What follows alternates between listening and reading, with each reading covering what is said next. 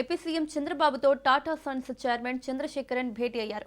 పారిశ్రామికవేత్తల ఆలోచనలు తెలుసుకోవడానికి ఇదో మంచి వేదిక అని సీఎం చంద్రబాబు అన్నారు.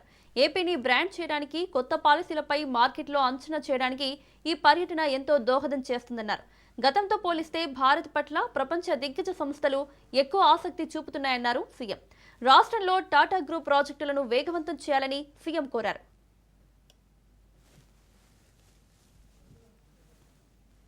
ఏపీ ముఖ్యమంత్రి చంద్రబాబు స్విట్జర్లాండ్లోని దావోస్లో తన 4 రోజుల పర్యటనను విజయవంతంగా ముగించుకొని స్వదేశానికి బయలుదేరారు. వరల్డ్ ఎకనామిక్ ఫోరం సదస్సులో పాల్గొన్న ఆయన శుక్రవారం ఉదయం 8:25 హైదరాబాద్లోని శంషాబాద్ విమానాశ్రయానికి చేరుకుంటారు. అక్కడి నుంచి నేరుగా అమరావతికి పయనమై ఉదయం 11:30 నుంచి సచివాలయంలో అధికారిక విధుల్లో పాల్గొనున్నారు.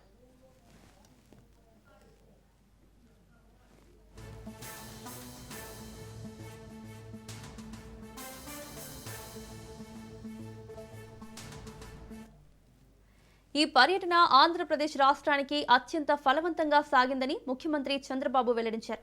కేవలం 3 రోజుల సమావేశాల ద్వారానే గ్రీన్ ఎనర్జీ, ఆర్టిఫిషియల్ ఇంటెలిజెన్స్, వ్యవసాయం, టూరిజం వంటి కీలక రంగాల్లో సుమారు 2.50 లక్షల కోట్ల పెట్టుబడులు సాకారమయ్యాయని ఆయన వివరించారు. ఈ రంగాల్లో ఆంధ్రప్రదేశ్ సాధిస్తున్న ప్రగతిని, అందుబాటులో ఉన్న వనరులను ప్రపంచ వేదికపై సమర్థంగా వివరించగలిగామని తెలిపారు. గతంతో పోల్చుకుంటే ప్రపంచ దిగ్గజ సంస్థలు ఇప్పుడు భారత్ వైపు ఎంతో ఆసక్తిగా చూస్తున్నాయని, దేశంలోని యువశక్తి, సమర్థ నాయకత్వం, సానుకూల పాలసీలే ఇందుకు కారణమని ఆయన విశ్లేషించారు.